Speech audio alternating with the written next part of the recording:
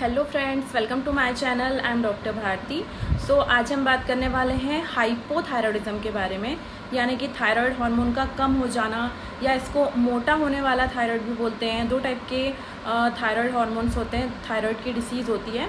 एक होती है जिससे इंसान पतला होता है, एक होती है जिससे मोटा हो जाता है। तो ये क्यों होता है? हमारे जो थायराइड हार्मोन है हमारे बॉडी में, अगर वो कम हो जाते हैं तो मोटे होने वाला थायराइड हो जाता है, ओबेसिटी वाला। और जब थायराइड हार्मोन ज़्यादा हो जाते हैं तो पतले होने वाला थायराइड हो जाता है। तो अब बात करते हैं कि थायराइड हार्मोन्स का हमारे बॉडी में डिस्टर्बेंस क्यों होता है और इसका मतलब क्या हो जाता है ऐसा जिससे थायराइड हार्मोन डिसबैलेंस हो जाते हैं। तो चलिए मैं आपको समझाती हूँ। हमारे ब्रेन का बहुत ही छोटा सा पार्ट होता है जिसको बोलते हैं हाइपोथैलेमस।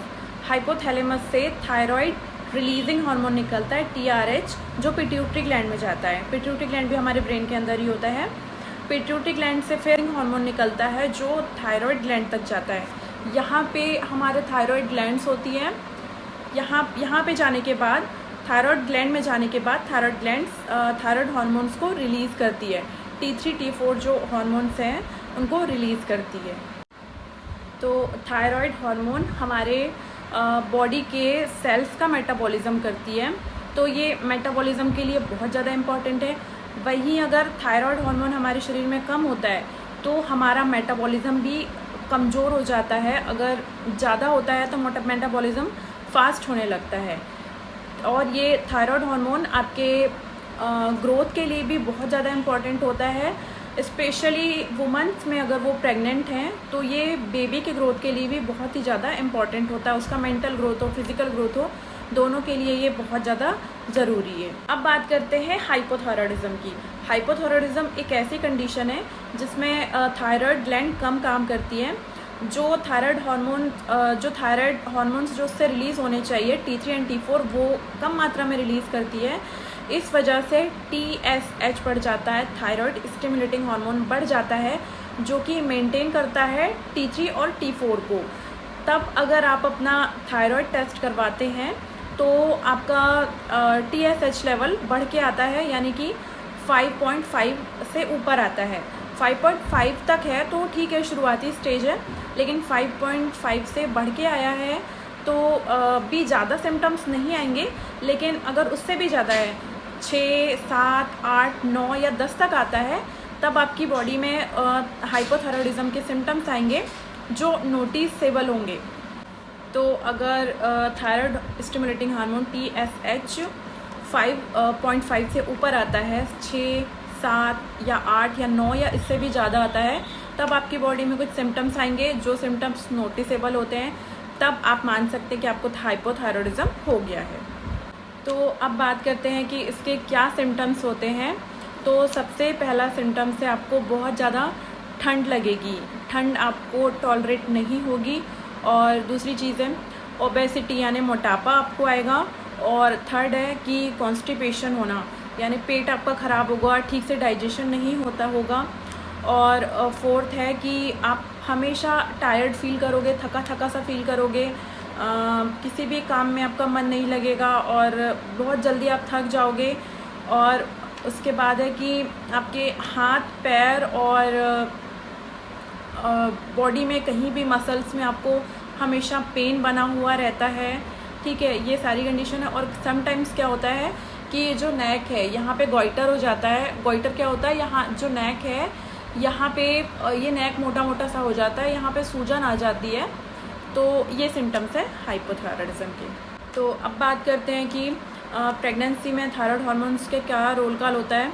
तो थायराइड हार्मोन्स अगर आपका बढ़ा हुआ है और आप फीमेल हो, आप प्रेग्नेंट हो, उस टाइम पे आपको थायराइड हार्मोन्स अगर बढ़ा हुआ है तो उसको मेंटेन करना बहुत ज़्यादा ज़रूरी है, क्योंकि यही थायराइड हार्मोन है जो आपके बेबी के मेंटल हेल्थ और फिज़िकल हेल्थ दोनों को नॉर्मल रखता है।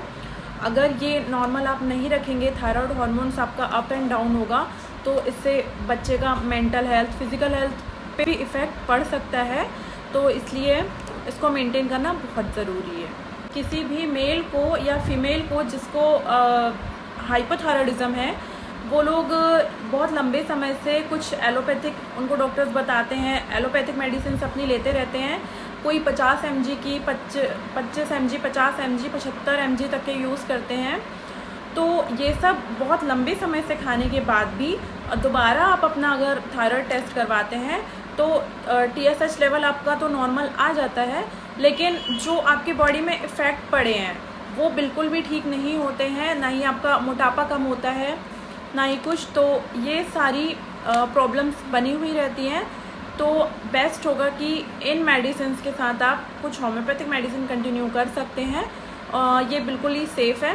तो आप ये एलोपैथिक मेडिसिन के साथ होम्योपैथिक मेडिसिन कंटिन्यू करना चाहते हैं तो कर सकते हैं। इससे जो आपकी बॉडी में इफ़ेक्ट हुए हैं थायराइड के वो भी ठीक हो जाएंगे, थायराइड हार्मोन भी मेंटेन हो जाएंगे और इसका कोई साइड इफ़ेक्ट नहीं है। कुछ आप अपनी लाइफस्टाइल भी मेंटेन कर सकते हैं और कुछ होम्योपैथिक मेडिसिन ले सकते हैं। ये टोटली सेफ़ है, इसका कोई साइड इफ़ेक्ट नहीं होता है। तो चलिए अब होम्योपैथिक मेडिसिन की तरफ चलते हैं। तो इसमें सबसे पहली मेडिसिन है थायरॉयडिनम 200, ठीक है। तो इसमें क्या होता है, जो हाइपोथायरॉयडिज्म की वजह से कॉन्स्टिपेशन होता है, ये मेडिसिन उसको भी ठीक करती है। वेट जो बढ़ा हुआ है उसको भी कम करती है। जो वीकनेस और एंजाइटी फील होती है उसको भी ये ठीक करती है हाइपोथायरॉयडिज्म के दौरान। और उसके साथ साथ ये जो लेग्स में जो पेन होता है, हाथ पैर में जो दर्द होता है, सिर में दर्द होता है, उसको भी ये ठीक करती है। और इसके साथ साथ ये आपके जो आती है थायराइड हार्मोन्स को मेंटेन करती है, ठीक है। तो अब दूसरी मेडिसिन की बात करते हैं, ये है कैलकेरिया कार्ब 200, ठीक है। ये भी हाइपोथायरॉयडिज्म की वजह से जो वीकनेस आती है हमारी बॉडी में उसको दूर करती है और किसी भी काम में मन नहीं लगता, थकावट सी फील होती है, उसको दूर करती है और इस वेट को भी ये कम करती है। इसमें जो पेशेंट होता है वो बहुत ज़्यादा ओबेस होता है, मोटा होता है और चबी होता है, तो वो वेट को कम करती है। तो अब तीसरी मेडिसिन है थूजा 200, ठीक है।